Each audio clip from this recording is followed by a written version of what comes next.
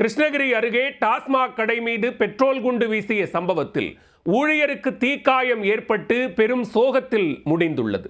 பணம் கொடுக்காமல் மதுபாட்டில் கேட்டு ரவுடிசத்தில் ஈடுபட்ட சம்பவத்தில் நடந்தது என்ன?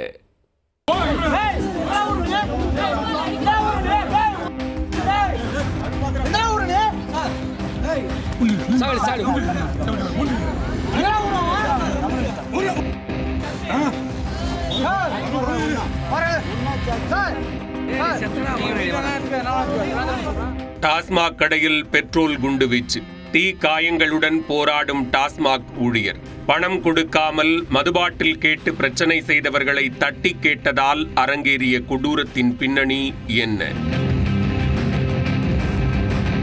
கிருஷ்ணகிரி அடுத்த பாஞ்சாலியூர் கிராமத்தில் இயங்கி வரும் டாஸ்மாக் கடையில் சின்னசாமி, பிரகாஷ் ஆகிய இருவர் ஊழியர்களாக பணியாற்றி வருகின்றனர். சம்பவத்தன்று அவர்கள் பணியில் இருந்தபோது அங்கு வந்த கிருஷ்ணகிரியை அடுத்த மேல் சோமார்பேட்டையைச் சேர்ந்த சத்தியமூர்த்தி, திருமால் ஆகிய இருவர் 30 ரூபாய் குறைவாக கொடுத்து 2 பீர் பாட்டில்களை வாங்கியுள்ளனர். போகும்போது 30 ரூபாயை அக்கவுண்டில் வைத்துக்கொள், அடுத்த முறை வரும்போது தருகிறேன் என தெனாவட்டாக பதிலளித்துள்ளனர். சிறிது நேரம் கழித்து மீண்டும் கவுண்டருக்கு சென்ற அட்ராசிட்டி குடிகாரர்கள் இம்முறை 40 ரூபாயை குறைவாக கொடுத்து மேலும் ஒரு பீர் பாட்டில் கேட்டுள்ளனர். அதற்கு ஏற்கனவே 30 ரூபாய் குறைவாக கொடுத்திருக்கிறீர்கள், மீண்டும் 40 ரூபாய் குறைவாக இருந்தால் எப்படி என ஊழியர் பணத்தை கொடுத்தால் பாட்டில் தருகிறேன் என கூறியுள்ளார். அதில் இரு தரப்பினருக்கும் வாக்குவாதம் ஏற்பட்டு, ஓ எனக்கே சரக்கில்லையா என சத்தியமூர்த்தியும் திருமாலும் மிரட்டல் விடுத்துவிட்டு அங்கிருந்து சென்றுள்ளனர். இந்நிலையில் சிறிது நேரம் மதுபோதையில் மீண்டும் அங்கு வந்த இருவரும் கடையருகில் தங்களது 2 வீலரை நிறுத்திவிட்டு பெட்ரோலை பீர் பாட்டிலில் நிரப்பி துணியை திணித்து தீ பற்ற வைத்து டாஸ்மாக் கடை மீது வீசியுள்ளனர்.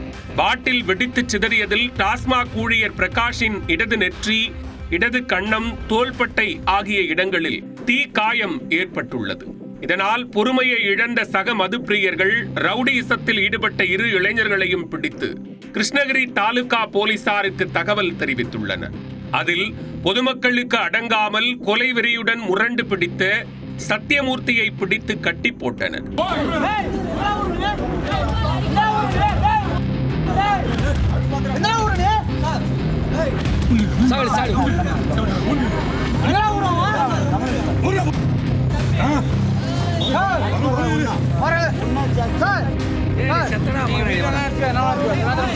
இதனையடுத்து அங்கு வந்த அதிகாரிகள் பெட்ரோல் குண்டு வீசிய இருவரையும் போலீஸ் ஜீப்பில் ஏற்றி காவல் நிலையம் அழைத்துச் சென்றனர்.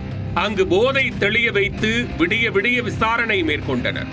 இச்சம்பவத்தில் தீக்காயம்பட்ட டாஸ்மாக் ஊழியர் மருத்துவமனையில் அனுமதிக்கப்பட்டுள்ளார். கைதான இருவர் மீதும் உரிய நடவடிக்கை பாயும் என போலீசார் தெரிவித்துள்ளனர். மேலும் டாஸ்மாக் கடையில் எல்லை மீறும் போதை ஆசாமிகளுக்கும் எச்சரிக்கை விடுத்துள்ளனர்.